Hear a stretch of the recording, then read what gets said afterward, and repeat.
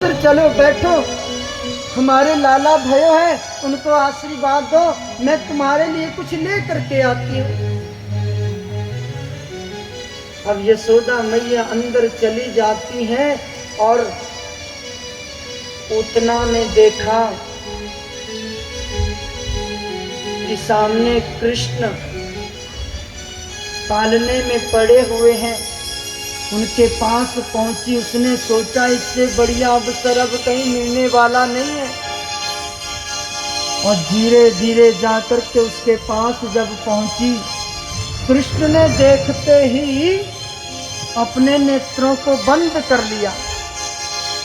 अच्छा, भगवान श्री कृष्ण ने अपने नेत्रों को बंद क्यों किया? हमारे ब्रज के जो रसिक संत बड़ा सुंदर भाव देते हैं, कहते हैं भगवान श्री कृष्ण इसलिए नेत्र बंद किए कि जो पूतना है ना, वो अविद्या है, और भगवान श्री कृष्ण के सामने कभी अविद्या टिक ही नहीं सकती है, इसलिए उन्होंने नेत्र बंद किए। और दूसरा बड़ा सुंदर भाव देते हैं, भगवान श्री कृष्ण सोच रहे हैं कि पूतना मुझे विष पिलाने के लिए आई है, और विष पीने का अभ्यास तो हमारे भोले बाबा को है, इसलिए वो भोलेनाथ का ध्यान कर रहे हैं। और उसी समय पूतना ने कन्हैया को उठाया और गोद में उठा करके धीरे से छिपती हुई छिपाती हुई बाहर निकली और उड़ गई आकाश में। आकाश में जा करके उसने अपना विशाल रूप धारण कर लिया।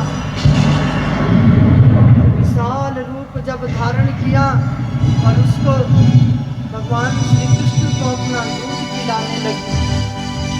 आज मेरे प्रभु दूध पीने लगे, और दूध पीते पीते जब दूध समाप्त हो गया, दूध के साथ साथ वह पूतना के प्राणों को भी पीने लगे। और जब पूतना के प्राण निकलने लगे, वो जोर जोर से चिल्लाने लगी, छोड़ दो मुझे, छोड़ दो, छोड़ दो। मेरे कन्हैया कहते हैं, मैया जिसको मैंने एक बार पकड़ लिया फिर मैं उसको छोड़ता नहीं। और उसी समय पूतना की जो आंखों की पुतलियां थी वो चढ़ गई और वहीं उसका प्राण निकल गए। और वो जब कंस के बगीचे में जाकर के गिरी, सब वृक्ष टूट पड़े, और वृक्षों के टूटने की आवाज से जब चारों दिशाएं जब गुंजयमान होती है, सारे गोकुलवासी भागे भागे उस ध्वनि स्थल पर पहुंचते हैं। और वहां जाकर के उन्होंने देखा पूतना की छाती पर कन्हैया मुस्कुराते हुए बड़े आनंद के साथ खेल रहे हैं। और उसी समय यशोदा मैया ने देखा, मेरा लाला, ये तो हमारे इष्ट देव की कृपा हो गई कि इनकी जान बच गई। और आज यशोदा मैया ने अपने लाला को उठा करके गौशाला में पहुंची और गौ माता की पूंछ को पकड़ा और कन्हैया को झाड़ने लगी। जानते ना, नजर जब लग जाती तो बालक को पूंछ के द्वारा गौ माता को उसको स्पर्श किया जाता है, उसकी नजर दूर हो जाती है।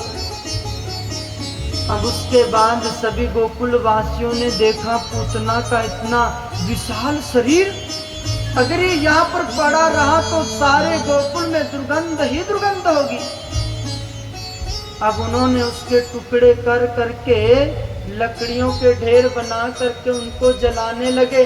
और जब पूतना का शरीर जब जलने लगा, उसमें से चंदन की सुगंध आने लगी, जिसे मेरे प्रभु ने एक बार स्पर्श कर लिया हो तो उसके शरीर से बदबू कैसे आ सकती है। और इस तरह से पूतना का उद्धार किया। अब परीक्षित जी महाराज पूछते हैं कि ये पूतना कौन थी पिछले जन्म में। अब सुखदेव जी कहते हैं कि जब वामन भगवान बलि के यहाँ पहुंचे थे और उसी समय उनके द्वार पर भिक्षाम देहि उच्चारण कर रहे थे, और उसी समय जो बलि की बहन रत्नमाला थी, वामन भगवान को देखा